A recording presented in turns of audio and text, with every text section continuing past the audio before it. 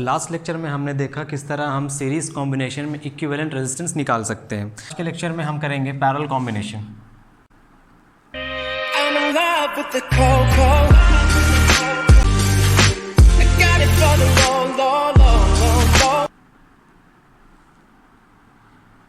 चलिए parallel combination करते हैं आज।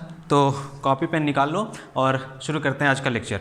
तो सीरीज़ कॉम्बिनेशन में हमने देखा जब हम रेसिस्टर्स को सीरीज़ कॉम्बिनेशन में इस तरह से कनेक्ट करते हैं तो इसका इक्विवेलेंट रेजिस्टेंस, अगर ये R1 है और ये R2 है तो इसका इक्विवेलेंट रेजिस्टेंस मिलता है। दोनों को ऐड करने से R1 प्लस R2। यही था हमारा लास्ट का टॉपिक। आज हम देखेंगे पैरेलल कनेक्शन क्या होता है, पैरेलल कॉम्बिनेशन क्या होता है और रेसिस्टर्स को किस तरह हम पैरेलल कॉम्बिनेशन में कनेक्ट करते हैं। और उसके बाद हम ये देखने वाले हैं कि हम डिराइव करके किस तरह निकाल सकते हैं that 1/R equivalent is equal to 1/R1 plus 1/R2 plus 1/R3। इस तरह से सारे रेजिस्टर्स को मतलब हम इक्विवेलेंट रेजिस्टेंस निकालने का तरीका देखेंगे एंड डेरिवेशन देखेंगे इसका। ठीक है, तो चलिए शुरू करते हैं आज। देखिए पैरेलल कॉम्बिनेशन का मतलब होता है जो भी रेजिस्टर्स आपके पास हैं इन रेजिस्टर्स के सारे फर्स्ट एंड को इसके सेकेंड एंड से कनेक्ट करना। सपोज़ ये रेजिस्टर हमारे पास R1 है, इसका एक एंड ये रहा, इसका दूसरा एंड ये रहा। एक एंड को दूसरे वाले रेजिस्टर के साथ और दूसरे एंड को इसी रेजिस्टर के दूसरे एंड के साथ, तो इस तरह के कनेक्शन को हम पैरेलल कॉम्बिनेशन कहते हैं। देखो तो दिख रहा है ये पैरेलल है, तीनों लाइंस पैरेलल दिख रहे हैं ना, तो इस तरह के कनेक्शन को हम बोलेंगे पैरेलल कनेक्शन। अब यहाँ पे एक पोटेंशियल डिफरेंस प्रोवाइड कर दिया जाता है और आपसे पूछा जाता है what is the equivalent resistors of this combination. आपको दिख रहा है ये पैरेलल कॉम्बिनेशन है। वन एंड, एक रेजिस्टर्स के सारे एंड को एक साथ रखना और इधर वाले एंड को, दो एंड्स होते हैं रेजिस्टर्स में, एक एंड को एक साथ और दूसरे एंड को एक साथ कनेक्ट करने को ही बोलते हैं पैरेलल कॉम्बिनेशन ऑफ रेजिस्टर्स। हम मान लेते हैं let the resistance of first resistor be R1, let the resistance of second resistor be R2 and इसका रेजिस्टेंस हम ले लेते हैं R3। हम मान लेते हैं हमारे पास जो पोटेंशियल डिफरेंस प्रोवाइड किया जा रहा है वो पोटेंशियल डिफरेंस है V। क्लियर है ना। अब देखिए we know that current always flows from high potential to low potential. Now this point you can see, this point is at high potential because this is positive and this is at low potential because this is negative. Positive terminal को हम बोलेंगे high potential पे और negative terminal को हम बोलेंगे ये है low potential पे। Now अगर यहाँ पे आप देखोगे करंट हमेशा हाई पोटेंशियल से लो पोटेंशियल तक फ्लो करता है। करंट कभी लो से हाई नहीं जाएगा। जैसे हीट ट्रांसफ़र ऑफ हीट का प्रोसेस क्या है, हीट ट्रांसफ़र करता है from a region of high temperature to a region of low temperature. High से लो की तरफ हीट ट्रेवल करता है। क्लियर है। तो इसी तरह current flows from high potential to low potential. Now अगर डायरेक्शन ऑफ करंट यहाँ पे हम देखें तो डायरेक्शन ऑफ करंट हो जाएगा इस तरफ से। करंट यहाँ से निकला, यहाँ आई करंट फ्लो कर रहा है, इसमें भी आई करंट फ्लो करेगा। अब देखो यहाँ आपको जंक्शन दिखेगा, यहाँ तक करंट आई फ्लो किया, फ्रॉम हेयर आपको दिखेगा जंक्शन। करंट यहाँ से डिवाइड करेगा, करंट को मिल गया जंक्शन। हमने पढ़ा था total inward current is always equal to total outward current.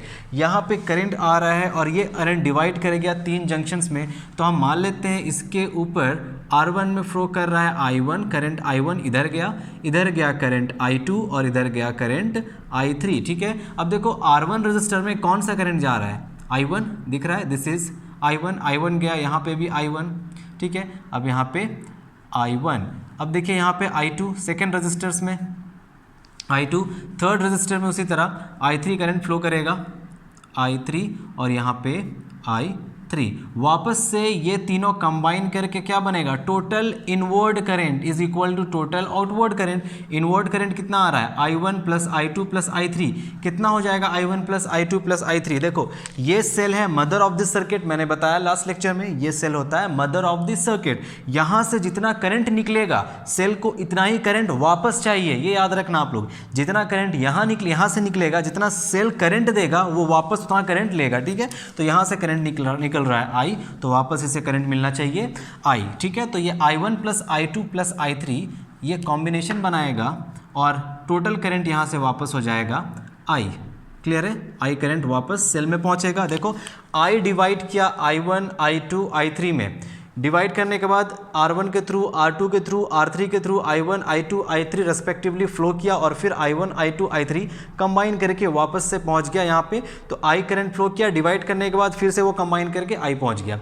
बात करते हैं पोटेंशियल डिफरेंस की। तो we all know that potential difference each resistor, हम पोटेंशियल डिफरेंस कैसे निकालेंगे, देखिए मान लेते हैं यहाँ पे पोटेंशियल डिफरेंस, पोटेंशियल इस पॉइंट का V है और इस पॉइंट का पोटेंशियल हम मान लेते हैं 0 है। अब देखो ये पोटेंशियल यहाँ से गया यहाँ पे, ये V होगा, इसका पोटेंशियल डिफरेंस V है, तो बीच में तो कोई भी रेजिस्टर नहीं है, तो यहाँ जो पोटेंशियल डिफरेंस वही पोटेंशियल डिफरेंस यहाँ पे, और यहाँ पे जो पोटेंशियल डिफरेंस वही पोटेंशियल डिफरेंस यहाँ पे, डेट इज 0। अब देख लीजिए ये हो गया potential difference, potential at this point is V, potential at this point is 0। That means ये पूरा का पूरा टर्मिनल दोनों एंड किस पोटेंशियल डिफरेंस पे है, V minus 0, that is V। तो हम बोल सकते हैं R1 का पोटेंशियल डिफरेंस, यहाँ पे आप देखोगे तो यहाँ पे V है, तो यहाँ से गया ये हो गया पोटेंशियल यहाँ पे V और यहाँ पे पोटेंशियल 0। सिमिलरली यहाँ पे पोटेंशियल V, तो यहाँ पे भी पोटेंशियल V, यहाँ पे पोटेंशियल 0। सिमिलरली यहाँ पे पोटेंशियल V और यहाँ पे पोटेंशियल 0 है, तो यहाँ पे पोटेंशियल 0 दिख रहा है ना। तो इसका पोटेंशियल डिफरेंस V माइनस 0, इसका potential difference V minus 0, potential difference R2 में V माइनस 0, R1 में भी V माइनस 0 दिख रहा है, V minus 0, V minus 0, V minus 0, V minus 0। That means the first point in parallel combination जो आपको याद रखना है, potential difference across each resistor remains same. याद रहेगा ये बात, याद रहेगा, रट लो जो मैं बता रहा हूँ, रट लो इसे। Potential difference across each resistor remain same. दूसरा पॉइंट हम क्या लिखेंगे, करंट तो डिवाइड कर रहा है ना, मतलब क्या हुआ, करंट R1 में अलग, R2 में अलग, R3 में अलग, तीनों में अलग अलग करंट फ्लो कर रहा है। Current across each resistor is different, current across each resistor is different। देख सकते हो आप करंट डिफरेंट क्यों हो रहा है, यहाँ तो आपको प्रूफ करने का भी जरूरत नहीं है, आप दिख रहा है, आपको दिख रहा है जंक्शन है, करंट डिवाइड कर रहा है, करंट डिवाइड कर रहा है तो ऑब्वियसली करंट डिफरेंट ही होगा। यहाँ से करंट I निकला, I1, I2, I3 में डिवाइड कर गया, तो R1 में I करंट है, R2 में I2 करंट है, R3 में I3 करंट है, और R1 में पोटेंशियल डिफरेंस है V minus 0, V minus 0, V minus 0, that is V। चलिए आगे बढ़ते हैं, हम डिराइव करते हैं the equivalent resistance of this combination, इस कॉम्बिनेशन का इक्विवेलेंट रेजिस्टेंस। तो इसको करने के लिए हम सबसे पहले लैंग्वेज आप लिखोगे, डेरिवेशन में यहाँ कर रहा हूँ। चलिए देखते हैं। नाउ बताइए R1 के थ्रू कितना करंट फ्लो होगा। From ohms law we know V1 equals to I R1, यही होता है, V equals to IR। From ohms law we know V is equal to IR।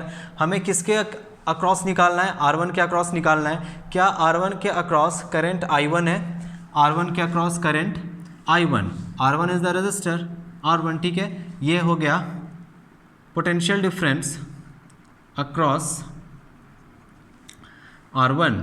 देखो पोटेंशियल डिफरेंस अक्रॉस R1 क्या होगा, I1 that is current I1 and R1। Similarly potential difference across R2 will be I2 into R2, potential difference across R2।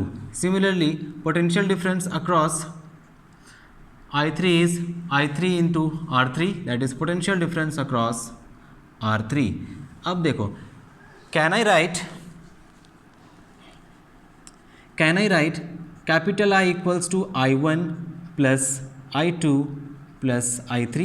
Can I write this? Total current flowing in this circuit is I, जो divide हो गया है I1, I2 और I3 में। यहाँ से आप I1 का वैल्यू निकाल सकते हो। ये क्या है, ये है total current of this conductor of this circuit, total current। From Ohm's law we know that I is equal to V divided by R, and this R is your R equivalent। इस resistance का, इस पूरे circuit का equivalent resistance होगा ये। I total current is equal to total potential difference divided by total resistance of this circuit, that is we call it as equivalent resistance। Equivalent resistance और total resistance में confusion नहीं रखोगे, ये equivalent resistance total resistance है जो इस circuit में होने वाला है, क्योंकि ये देखो ये this is the mother of the circuit. ये सेल को R2 R1 R2 R3 से इंडिविजुअल फर्क नहीं पड़ता है, बट कॉम्बिनेशन से फर्क पड़ता है कि इन टोटल का इफेक्ट क्या होगा, R1 R2 और R3। देखो ये R1 है, ये R2 है और नीचे R3 है, तो सेल इज द मदर क्या चाहेगी, हमेशा सबको एक ही नज़र से देख रहा है ना। ये सेल क्या करता है, पूरे सर्किट को एक ही नज़र से देखता है, तो R3 क्या है उससे फर्क नहीं पड़ता, R2 क्या है उससे इसको फर्क नहीं पड़ता, R1 क्या है उससे इसको फर्क नहीं पड़ता।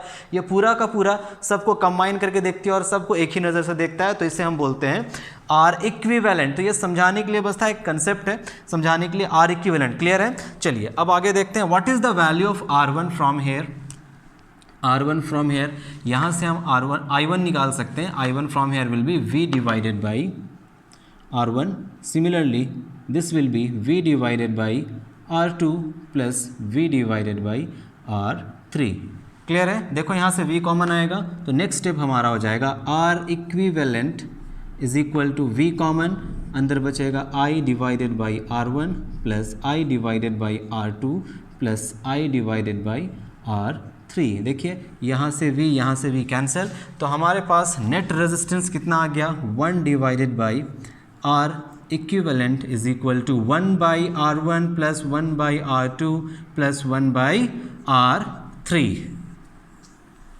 तो ये था equivalent resistance in parallel combination. Note करो, equivalent resistance in the parallel combination 1 by R equivalent, the reciprocal of equivalent resistance of the parallel combination is equal to the sum of the reciprocal of the individual resistors।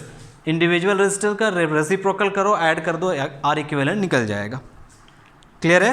तो क्या क्या बात याद रखना है, potential difference across each resistor same होगा, current different होगा, ठीक है, current different, potential different same, और ओम्स लॉ से हम ये लिख सकते हैं V is equal to I R1 across potential difference across R1, this is potential difference across R2, this is potential difference across R3। हम तीनों को इस इक्वेशन में पुट करेंगे, I is equal to I1 plus I2 plus I3, put करने पे सारा values रखने से हमारा फाइनली ये डेरिवेशन, ये इक्वेशन आएगा। This is the formula for finding out the R equivalent, that is equivalent resistance in parallel combination. Copy कर लो यहाँ तक। If you have n number of resistors in parallel, तब उसका फॉर्मूला क्या बनेगा, for n resistors in parallel, for n resistors in parallel हमारे पास हो जाएगा R1 by R equivalent equals to 1 divided by R1 plus 1 divided by R2 plus 1 divided by R3 plus dash dash dash plus 1 divided by Rn। जितने भी resistors हैं सब का reciprocal करो और सब का सम निकाल लेंगे, तो ये आ जाएगा हमारा equivalent resistance in parallel combination. Clear है बच्चों? क्लियर है? चलिए, तो इन सब सारी बातों को याद रखना है, ठीक है। करंट डिवाइड करता है, पोटेंशियल डिफरेंस सेम रहता है सारे रेजिस्टेंस में, रेजिस्टर्स के अक्रॉस, ठीक है ना। चलिए एक क्वेश्चन करा रहा हूँ। अब देखो यहाँ पे इससे पहले सीरीज हुआ है, अभी पैरेलल हुआ, तो अब अच्छे अच्छे क्वेश्चंस बनेंगे, और अच्छे क्वेश्चन जब बनेंगे वो नेक्स्ट लेक्चर में आएंगे। सारे अच्छे अच्छे कंसेप्ट, सारे अच्छे अच्छे क्वेश्चंस, जो टफ क्वेश्चंस होते हैं, जो इजी क्वेश्चंस होते हैं, और जितने भी ट्रिक्स होते हैं सर्किट के लिए, पूरे सर्किट को किस तरह सॉल्व करना है वो हम देखेंगे आने वाले लेक्चर में। तो आज का लेक्चर सिर्फ पैरेलल कॉम्बिनेशन है, ठीक है। अभी थोड़ा बहुत एक क्वेश्चन करते हैं, 1-2 क्वेश्चन। नेक्स्ट लेक्चर आएगा आपका numerical problems in series and parallel combination. बहुत अच्छे अच्छे सवाल हैं। चलिए तो 1-2 क्वेश्चंस करते हैं आज। पहला क्वेश्चन है आपका, देखो पहला क्वेश्चन है, ये मेरे पास 2 रेजिस्टर्स है, ये 2 रेजिस्टर्स है, और यहाँ पे एक एंड है X और ये एंड है Y। ये है 2 ओम का और ये है 5 ओम का। बोल रहा है फाइंड द इक्विवेलेंट रेजिस्टेंस। आपसे पूछा इक्विवेलेंट रेजिस्टेंस फाइंड कीजिए इस कॉम्बिनेशन के लिए। पॉज करेंगे और ट्राई करेंगे, खुद से पॉज करके ट्राई करेंगे। चलिए हो गया। देखो क्या हम इसे लिख सकते हैं, let R1 equals to 2 ohm and let R2 equals to 5 ohm हमें निकालना है आर इक्विवेलेंट। तो इन पैरेलल कॉम्बिनेशन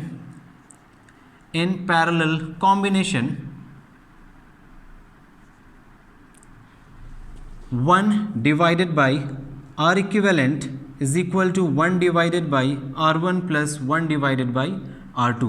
यही होता है, दो रेजिस्टर्स है तो 1 by R1 plus 1 by R2। Now what is 1 by R1? 1 by R1 is 1 by 2 plus 1 by R2 is 1 by 5। R1 का वैल्यू 2, R2 का वैल्यू 5।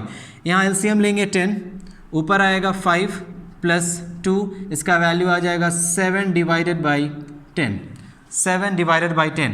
नाउ देखो 1 बाई आर इक्विवेलेंट का वैल्यू आया है 7 डिवाइडेड बाई 10, तो हम बोलेंगे आर इक्विवेलेंट का वैल्यू होगा 10 डिवाइडेड बाई 7 ओम। सिंप्लीफाई करके लिख लेना, पॉइंट में आएगा 7 1 7 और 7 4 20 1.4 समथिंग आएगा। चलो तो ये हो गया आपका आर इक्विवेलेंट इन दिस, ये हो गया आपका 10 डिवाइडेड बाई 7 ओम। अच्छा इसको पॉइंट में करते हैं, ठीक है। 7 1 7 पॉइंट, लगभग इस तरह का इतना ओम आएगा 1.42 ओम। अच्छा एक बात ध्यान दो, हमने सीरीज में देखा था जो आपका इक्विवेलेंट रेजिस्टेंस आ रहा था वो इंडिविजुअल रेजिस्टेंस से ज़्यादा बड़ा था। अब यहाँ पे देखिए जो इक्विवेलेंट रेजिस्टेंस आ रहा है वो क्या इन दोनों इक्विवेलेंट रेजिस्टेंस से कम है? 2 से भी कम है, 5 से भी कम है। तो 2 से क्या है, देखो 5 और 2 में सबसे कम 2 है, जो इक्विवेलेंट रेजिस्टेंस आएगा वो इससे भी कम आएगा 1.42। तो नोट डालकर एक पॉइंट यहाँ लिखेंगे, नोट डालकर लिख लेंगे the equivalent resistance in parallel will be smaller than each individual resistance in the circuit। समझ गए? समझ गए ना? देखो समझो, इन दोनों में सबसे छोटा था 2 ओम और जब आर इक्विवेलेंट निकालोगे वो इससे भी छोटा आएगा 1.42। तो सीरीज में था जो सबसे बड़ा रेजिस्टेंस होता था सर्किट में, उससे भी बड़ा वैल्यू कुछ आता था, लेकिन पैरेलल में जो सबसे छोटा वैल्यू होगा उससे भी छोटा वैल्यू आएगा। मतलब अगर क्वेश्चन पूछा जाए सीरीज और कॉम्बिनेशन इन दोनों में इक्विवेलेंट रेजिस्टेंस सबसे ज़्यादा किस में होगा, तो आपका आंसर होगा सबसे ज़्यादा किस में होगा, सीरीज में। सबसे कम किस में होगा, पैरेलल में, ठीक है ना। तो सबसे कम रेजिस्टेंस इक्विवेलेंट रेजिस्टेंस देने वाला सर्किट है पैरेलल सा कॉम्बिनेशन का, और सबसे ज़्यादा इक्विवेलेंट रेजिस्टेंस देने वाला कौन सा सर्किट है, कौन सा कॉम्बिनेशन है, सीरीज कॉम्बिनेशन, जो हमने ऑलरेडी कर लिया है। तो ये एक पॉइंट है, इसको लिख लोगे। और एक और क्वेश्चन है, इसको सॉल्व करो, बताइएगा।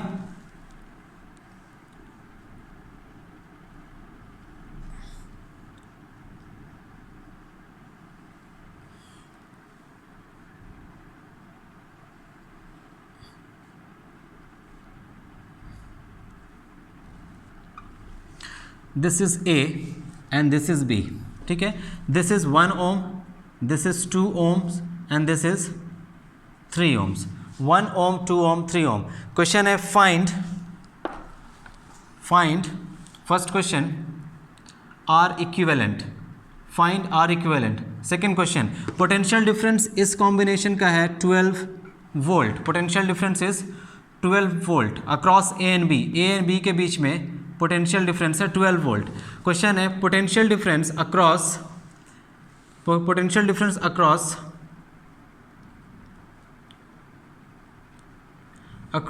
1 ओम निकालिए। सेकेंड पोटेंशियल डिफरेंस अक्रॉस 3 ओम निकालिए। फोर्थ क्वेश्चन करंट अक्रॉस 2 ओम निकालिए। करंट अक्रॉस 2 ओम कितना है वो निकालिए। चलो पॉज करो, ट्राई करो। पॉज करेंगे, ट्राई करेंगे। तो कैसा लग रहा है आप सभी को? घर पे पढ़ाई करना पड़ रहा है, मज़ा आ रहा है? चलिए इसी तरह से मस्ती में पढ़ाई करो। सिलेबस आप लोगों का बहुत वास्ट है 10th बोर्ड्स का, और हमें साथ साथ ओलंपियाड्स के लिए भी प्रिपेयर होना है और NTSC के लिए प्रिपेयर होना है, तो आपके लिए और ज़्यादा पोर्शन सिलेबस बढ़ गया है। तो पढ़ाई करते रहेंगे इसी तरह से सीरियसली, तभी जाकर कुछ कॉम्पिटिटिव एग्जामिनेशन क्रैक हो पाएंगे, ऐसे नहीं हो पाएंगे। और कंपटीशन लेवल का क्वेश्चन आएगा इस लेक्चर के बाद आएगा, बहुत अच्छे अच्छे क्वेश्चंस कराएंगे सीरीज़ और पैरेलल पे, कॉम्बिनेशन पे, दोनों रहेगा उसमें, दोनों पैरेलल भी रहेगा, सीरीज़ भी रहेगा। चलिए आइए देखते हैं ये क्वेश्चन क्या है इस क्वेश्चन में? सबसे पहले तो बोला जा रहा है भाई आप इक्विवेलेंट रेजिस्टेंस निकाल कर दिखाइए। तो हमें पता है इक्विवेलेंट रेजिस्टेंस का फॉर्मूला पैरेलल में होगा, R equivalent will be equal to 1 divide, कितना रेजिस्टर से 3, तो 1 divided by R1 plus 1 divided by R2 plus 1 divided by R3। 1 divided by R1 1 by 1 plus 1 by 2 plus 1 by 3, LCM हो जाएगा 6। उसके बाद यहाँ पे आएगा 6 प्लस 3 प्लस 2, बताएंगे कितना आंसर आएगा? 6 7 8 9 10 11 बाई 6 ओम्स आएगा। So can I write 1 by R equivalent का वैल्यू हमारे पास है 11 बाई 6 ओम्स, तो आर इक्विवेलेंट हो जाएगा, जस्ट इसका रेसिप्रोकल कर लेना, 6 बाई 11 ओम्स। बोलिए क्लियर है? बोलिए क्लियर है? चलिए बहुत अच्छा, बहुत बढ़िया भाई, बहुत बढ़िया। नेक्स्ट क्वेश्चन क्या है? Potential difference across 1 ohm. बच्चों मैंने बताया ना, potential difference across any resistor in a parallel combination remain same. तो पूरे सर्किट में पोटेंशियल डिफरेंस कितना प्रोवाइड किया गया?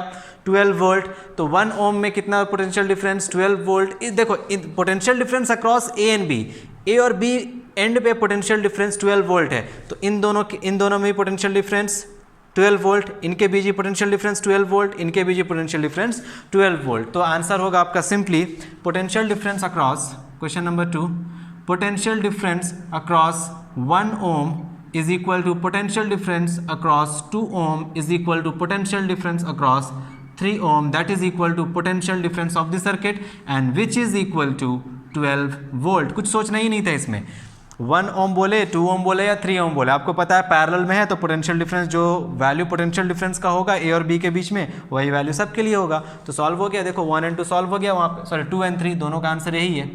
तो पोटेंशियल डिफरेंस अक्रॉस 1 ओम हो जाएगा आपका 12 वोल्ट, पोटेंशियल डिफरेंस अक्रॉस 3 एम बी हो जाएगा 12 वोल्ट। पोटेंशियल डिफरेंस सेम रहता है पैरेलल में। क्वेश्चन नंबर 4, क्या है क्वेश्चन नंबर 4? हाँ ये थोड़ा अच्छा क्वेश्चन है, थोड़ा अलग है। कैलकुलेट दी करंट अक्रॉस 2 ओम। इस 2 ओम के अक्रॉस कितना करंट फ्लो कर रहा है आप बताइए। देखो करंट यहाँ जितना जाएगा, सपोज यहाँ करंट I फ्लो कर रहा है, ये करंट डिवाइड हुआ, यहाँ पे I1, यहाँ पे I2 और इसमें करंट I3 फ्लो कर रहा है। I2 का वैल्यू आपको निकालना है। I2 का वैल्यू निकालने के लिए हम क्या करेंगे? सबसे पहले हम एक काम करते हैं, हमारे पास पोटेंशियल डिफरेंस है, देखो पोटेंशियल डिफरेंस अक्रॉस 2 ओम कितना है? Potential difference across 2 ohm resistor is 12 volt, यही तो है पोटेंशियल डिफरेंस, इसके बीच पोटेंशियल डिफरेंस 12 वोल्ट। इसका रेजिस्टेंस देखो, रेजिस्टेंस कितना है? Resistance is given as 2 ohm. तो can I write from ohms law that V is equal to I R. यहाँ कितना करंट फ्लो कर रहा है?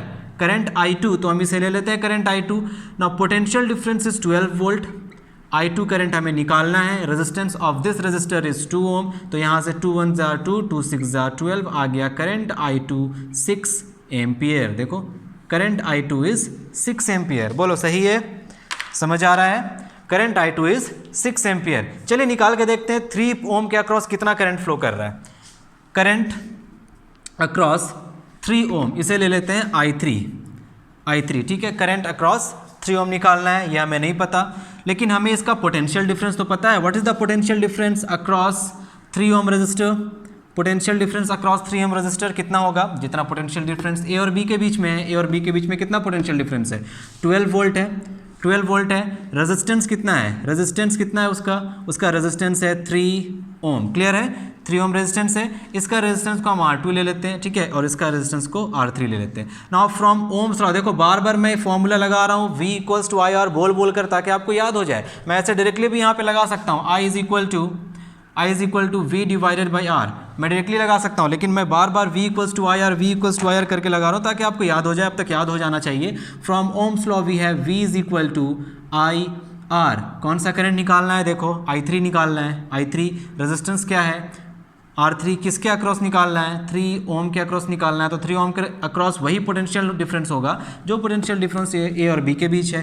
तो I3 का वैल्यू हमें निकालना है, ये गिवन है 12 वोल्ट, I3 का वैल्यू हमें चाहिए और रेजिस्टेंस है 3 4 जार 12, कितना आ गया? I3 आ गया 4 ampere. Ampere is the SI unit of current, ampere is the SI unit of current and the device used for measuring the current is called as ammeter. Ammeter हमेशा series में connect होता है, इसमें parallel में connect नहीं करेंगे हम ammeter को। अगर सीरीज में हमें लगाना है एमीटर को, अलग अलग रेजिस्टर के पास लगा सकते हैं। इस रेजिस्टर के अक्रॉस हम करंट मेजर करेंगे तो यहाँ पे एमीटर लगाएंगे, देखो ये दोनों सीरीज में हो गया। अगर इसके अक्रॉस करंट मेजर करना है तो यहाँ पे एमीटर लगाएंगे, इसके अक्रॉस करंट मेजर करना है तो यहाँ पे एमीटर लगाएंगे। समझ आ रहा है ना। लेकिन अगर पोटेंशियल डिफरेंस पहले एमीटर समझो, पोटेंशियल डिफरेंस कंफ्यूज हो जाना, तो समझ गए। एमीटर हमेशा सीरीज में लगता है, कभी भी सीरीज कॉम्बिनेशन में लगता है। ये देखो ये दोनों देखो सीरीज में आ गया, ये दोनों सीरीज में, ये दोनों सीरीज में। क्लियर है। कभी भी एमीटर पैरेलल में नहीं लगेगा। पैरेलल मतलब पैरेलल कॉम्बिनेशन नहीं, इसमें नहीं। ऐसा नहीं कि यहाँ हम लगा दिए तो पैरेलल में क्यों लगा रहे हैं सर आप, ये बात नहीं है। बात ये है कि किसी भी गिवन रेजिस्टेंस के साथ इस तरह लगता है, इस तरह लगेगा एमीटर। ऐसा नहीं कि रेजिस्टेंस ऐसे है और एमीटर तुम इसके पैरेलल में लगा रहे हो, ये गलत है और ये सही है। एमीटर ऑलवेज सीरीज में लगेगा और एमीटर का रेजिस्टेंस सबसे कम होता है, बहुत ही कम होता है इनफैक्ट, और इसको हमेशा हम सीरीज में लगाते हैं इस तरह से, ठीक है ना। तो यहाँ देखो कितना करंट आ रहा है, करंट आ रहा है, कितना करंट आ रहा है, देखो करंट आ रहा है 4 एम्पियर, I2 का क्रॉस करंट आ रहा है 6 एम्पियर। टोटल करंट कितना फ्लो कर रहा है इस पूरे सर्किट में, टोटल करंट कितना फ्लो कर रहा है, हमने निकाला है क्या टोटल करंट, हमने नहीं निकाला। तो टोटल करंट कितना फ्लो कर रहा है वो निकालने के लिए हमारे पास है इक्विवेलेंट रेजिस्टेंस कितना है, देखो ये रहा इक्विवेलेंट रेजिस्टेंस, और हमारे पास भी है पोटेंशियल डिफरेंस भी है। तो हम इक्विवेलेंट रेजिस्टेंस और पोटेंशियल डिफरेंस यूज करके टोटल करंट निकाल लें। Total current I total flowing in this entire circuit is equal to V divided by R equivalent, V divided by R equivalent. देखो V divide by R equivalent यहाँ से आएगा, V divide by R equivalent that is total current. तो what is the potential difference of this circuit, potential difference is 12 और R equivalent का value है 6/11। तो can I write it as 6 × 11, लिख सकते हैं ना, 6/11, 11 ऊपर चला गया, 6 2 = 12, दैट मीन्स टोटल करंट है 22 एम्पियर का इस पूरे सर्किट में। इस पूरे सर्किट में करंट है 22 एम्पियर और इस पूरे सर्किट में I1 करंट, I2 करंट और I3 करंट, ये कंप्लीट I टोटल डिवाइड कर रहा है I1, I2, I3 में। I1 का वैल्यू हमने निकाल लिया है ऑलरेडी। I1 का वैल्यू किधर है, देखो I1 का वैल्यू अच्छा I1 का वैल्यू नहीं निकाले। I2 का वैल्यू कितना है 6 एम्पियर। I3 का वैल्यू कितना है 4 एम्पियर और इसका वैल्यू निकाल सकते हो। 6 + 4 कितना आएगा 10, तो इसमें कितना आएगा देखो 6 + 4 = 10, इन दोनों को जोड़ोगे तो 10 एम्पियर करंट हुआ। बचा कितना 22 में 10 एम्पियर करंट I2 और I3, बचा 11 एम्पियर, तो यहाँ पे 12 एम्पियर, तो I1 का वैल्यू हो जाएगा 12 एम्पियर। ठीक है, इस तरह से भी निकाल सकते हैं। इस तरह से नहीं समझ आया तो देखो ओम्स लॉ से निकालते हैं। V = I1 R1, that is I1 = V divided by R1. What is V? Potential difference is 12 and what is our R1? Resistance is 1, that is 12 ampere. देखो वही तो आ रहा है 12 एम्पियर। समझ आ गया ना। एक और चीज़ यहाँ पे जो नोटिस करना है आपको, देखो जो रेजिस्टेंस होता है क्या है, रेजिस्टेंस होता है that is the property of the material that opposes the flow of current. That means जितना ज़्यादा रेजिस्टेंस होगा वायर का, वो करंट को उतना ज़्यादा फ्लो होने से रोकेगा। जितना ज़्यादा रेजिस्टेंस, करंट नहीं जाएगा अंदर, जाएगा ही नहीं अंदर। तो करंट फ्लो करने के लिए जो ओपोजिशन जो प्रोड्यूस करता है, करंट को जो फ्लो करने से रोकता है, वो होता है रेजिस्टेंस। रेजिस्टेंस का पावर जितना ज़्यादा, करंट उतना कम। देखो 1 ओम, 2 ओम और 3 ओम में रेजिस्टेंस सबसे ज़्यादा 3 ओम के पास है, तो 3 ओम के पास करंट इन दोनों में सबसे कम होगा। देखिए 3 ओम में कितना करंट फ्लो कर रहा है, I3 4 एम्पियर कर रहा है ना, और इसमें कितना 2 में 6 एम्पियर, 1 में कितना 12 एम्पियर, इसमें 12 एम्पियर, इसमें 6 एम्पियर और इसमें 4 एम्पियर। जितना कम रेजिस्टेंस उतना ज़्यादा current. Amount of current flowing is more जब उसका रेजिस्टेंस कम होगा। Amount of current flowing in this is 6 ampere और सबसे कम करंट फ्लो कर रहा है 3 एम्पियर। 3 ओम्स में रेजिस्टेंस ज़्यादा है, करंट को फ्लो करने से रोकेगा, बहुत ज़्यादा रोकेगा। ठीक है, बहुत ज़्यादा रोकेगा, तो इसीलिए देखो इसका सबसे कम है। समझ आ रहा है। रेजिस्टेंस क्या है, resistance is that property of a material, is that property of a conductor that opposes the flow of current। जितना ज़्यादा रेजिस्टेंस उतना कम करंट फ्लो करेगा और जितना कम होगा करंट उतना ज़्यादा होगा सॉरी जितना कम होगा रेजिस्टेंस उतना ज़्यादा होगा। करंट फ्लो यहाँ देखो 1 ओम में कितना करंट फ्लो कर रहा है 12 एम्पियर, 2 ओम में कितना करंट फ्लो कर रहा है 6 एम्पियर, 3 ओम में कितना करंट फ्लो कर रहा है 4 एम्पियर। तो इनमें सबसे ज़्यादा करंट किस में फ्लो कर रहा है, यहाँ देखो 12 एम्पियर, जहाँ R1 है 1 ओम में 12 एम्पियर। क्लियर है। तो इतने कंसेप्ट के साथ हम कल लेकर आएंगे सीरीज और पैरेलल कॉम्बिनेशन पे बेस्ट न्यूमेरिकल प्रॉब्लम्स जो आपके एनसीईआरटी में भी है, कुछ कवर करेंगे, कुछ आपके बोर्ड्स में प्रीवियस ईयर क्वेश्चंस के होंगे और कुछ होंगे एनटीएससी ओलंपियाड, और ज़्यादा टारगेट ज़्यादा फोकस हमें 10th बोर्ड्स को और ओलंपियाड को करना है। तो इसीलिए सारा का सारा क्वेश्चंस उसी हिसाब से आएंगे। ठीक है, तो इसी तरह सारे टॉपिक को अच्छे से पढ़ाई करो, अच्छे से नोट्स बनाओ, पढ़ाई कीजिए और घर में सेफ रहिए। ठीक है, ओके, थैंक यू।